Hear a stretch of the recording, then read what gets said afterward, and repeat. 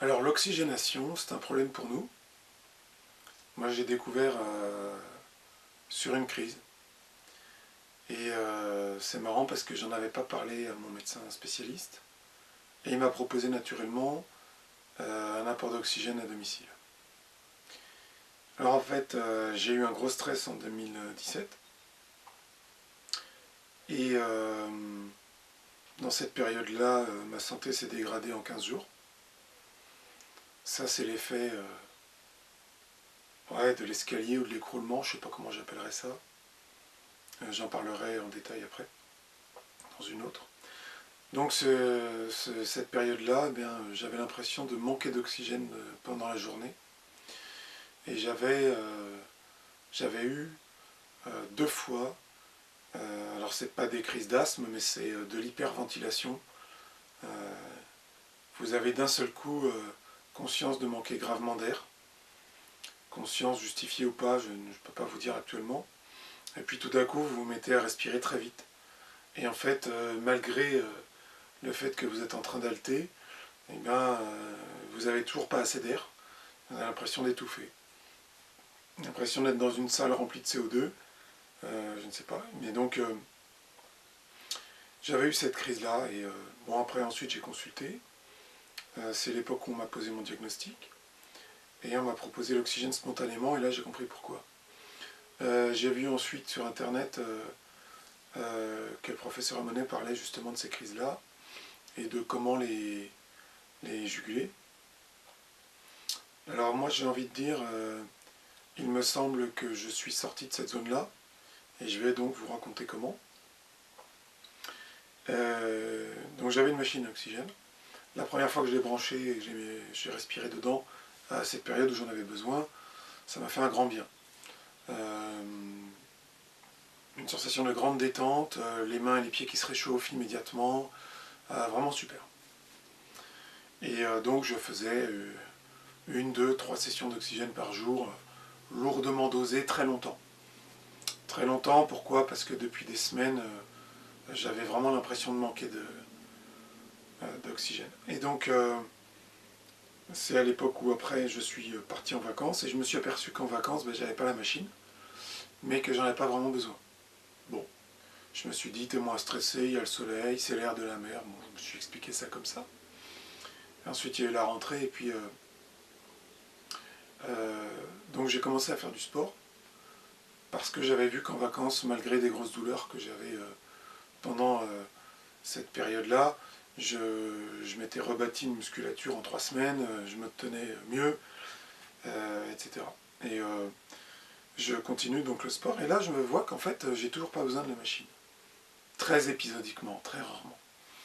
Et puis arrivent des moments où j'ai eu des douleurs plus importantes, ou de la fatigue plus lourde à gérer, et donc je restais un peu moins actif, et bon, j'avais aussi peut-être du stress dans le travail, des choses comme ça, et là j'avais besoin d'oxygène. Donc je me suis dit, avec le sport j'ai moins besoin d'oxygène, et bien allons-y franchement. Donc j'ai augmenté ma dose de sport, donc natation, et jusqu'en décembre c'était natation. Je voulais rester un petit peu connecté avec l'aquatique, je suis très très aquatique, donc le Biarritz me manquait. Et donc je nageais, et j'aime bien l'apnée aussi, puisque ça fait partie de ma vie passée, puisque depuis une trentaine d'années je fais du surf. J'ai eu besoin de m'entraîner parfois à faire un peu d'apnée pour prévoir des jours de grosses vagues, parce que vous savez que quand on tombe, on reste des fois longtemps sous l'eau, prisonnier des remous, et l'apnée me permettait aussi de trouver le calme avec du contrôle, puisque bien souvent c'est assez impressionnant quand vous êtes assez loin et qu'il y a une grosse vague qui vous prend, que l'eau n'est pas forcément chaude et transparente. Voilà, on n'est pas à Tahiti. Et donc, voilà, je faisais ça pour ça. Et là, donc, à la piscine de ma commune, je faisais aussi un peu d'apnée, bien qu'ils n'aiment pas trop. J'avais demandé la permission, je le faisais sous surveillance. Et je restais au fond de l'eau, même je crois que j'ai eu droit d'avoir un mannequin d'entraînement pour faire un poids. Et je suis remonté à peu près à 3 minutes. Ce qui est énorme, hein, en quelques semaines. J'avais fait 3,15 il y avait quelques années en arrière. Mais là, je ne faisais pas 1,5 quoi avant. Donc là, je suis passé de 1,5 au mois de juillet à peu près 2,5-3 minutes au mois d'octobre-novembre. Et eh bien, je n'avais plus besoin d'oxygène du tout. C'est-à-dire que je n'avais pas la sensation de manquer d'air pendant la journée, même en parlant longuement, même en mangeant, ce qui consomme de l'énergie. Je vous conseille de ne pas parler en mangeant. D'ailleurs, d'être dans le calme, voilà, pour plein de raisons. Et je n'avais donc pas besoin de cette machine, grâce au sport et grâce à l'apnée. J'ai remarqué aussi un truc en pratiquant l'apnée, c'est que dès que vous arrivez, vous vous mettez sur le bord de la piscine, vous respirez longtemps, vous ventilez un petit peu, vous allez sous l'eau, vous allez rester 30-45 secondes. Vous sortez, vous faites d'autres choses, vous nagez un peu, vous revenez là-dessus, et vous faites 1 minute, 1 minute 15. Vous refaites une troisième, vous faites 1 minute 30. Et à chaque fois que vous y retournez, et bien bizarrement, vous tenez de plus en plus longtemps. Alors, comment c'est possible ça? Eh bien en fait, le corps va se débrouiller pour s'adapter. C'est encore une fois la preuve que votre corps n'est pas dans un état statique, figé, définitif et décroissant. Votre corps, il arrive à faire des trucs hyper impressionnants. J'en parlais dans l'autre vidéo, avec le mouvement et l'énergie qui peuvent revenir peu à peu, les tensions qui peuvent disparaître, le stress qui peut être baissé. Et bien là, le corps va fabriquer des globules rouges en masse, parce qu'il voit que là vous faites appel à cette fonction. Et donc, à la prochaine fois que vous allez retenir votre souffle, eh bien vous avez ce qu'il faut pour transporter l'oxygène correctement, ce qui n'est pas le cas en arrivant à froid comme ça. Et donc, si vous le faites souvent, vous allez augmenter à travers les semaines vos paliers.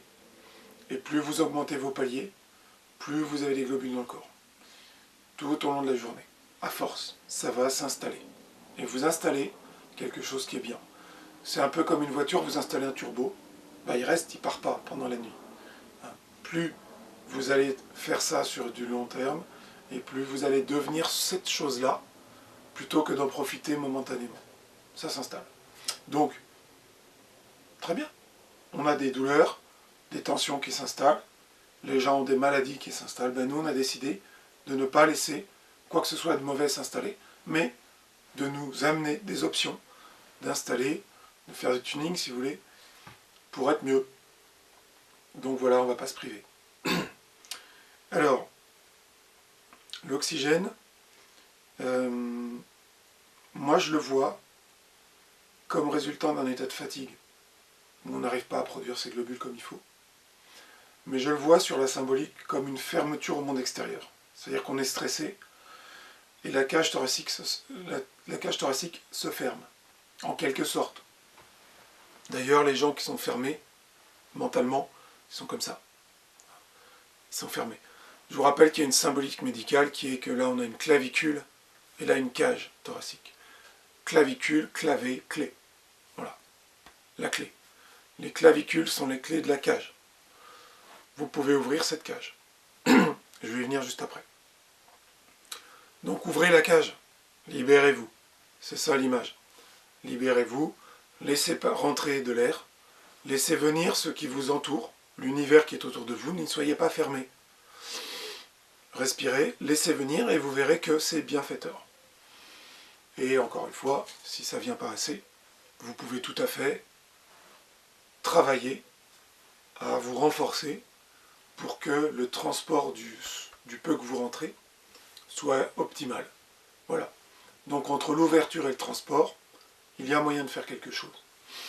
Ensuite, il n'y a pas que l'apnée qui libère pour les problèmes d'oxygène. Si vous pratiquez n'importe quel sport régulièrement, vous sollicitez tout ce système. Vous allez faire fonctionner votre cage en respirant fort quand vous êtes en plein effort. Eh bien, vous faites bouger tous ces cartilages, tous ces petits muscles croisés. Toute cette cage va travailler en ouverture. Et là, vous allez voir que vous allez vous libérer. Aujourd'hui, moi, ça fait des semaines et des semaines que j'ai pas fait d'oxygène à la maison. C'est pourtant à côté de mon bureau. Quand je travaille, je pourrais tout à fait me brancher. Ça me prend une seconde. Ça me mange pas de pain. Mais j'en en sens pas le besoin, j'y pense même plus. Alors qu'en 2017, c'était vraiment des grosses crises très très lourdes. Les gens étaient inquiets, moi aussi, on ne savait pas ce qui se passait. Et toute la journée, je ne trouvais pas d'air. Ça me rajoutait du stress. J'étais épuisé. Ça se voyait sur mon visage, hein, les yeux ils tombaient, ils étaient violets. Voilà, je suis sorti de ce truc-là. J'espère que grâce à ces conseils, vous allez pouvoir aussi sortir de cette machine à air et à vous apercevoir que, encore une fois, avec cet exemple, vous pouvez remonter des paliers que vous avez descendus précédemment à cause du stress, à cause des soucis, à cause de la douleur, à cause de la fatigue. C'est possible.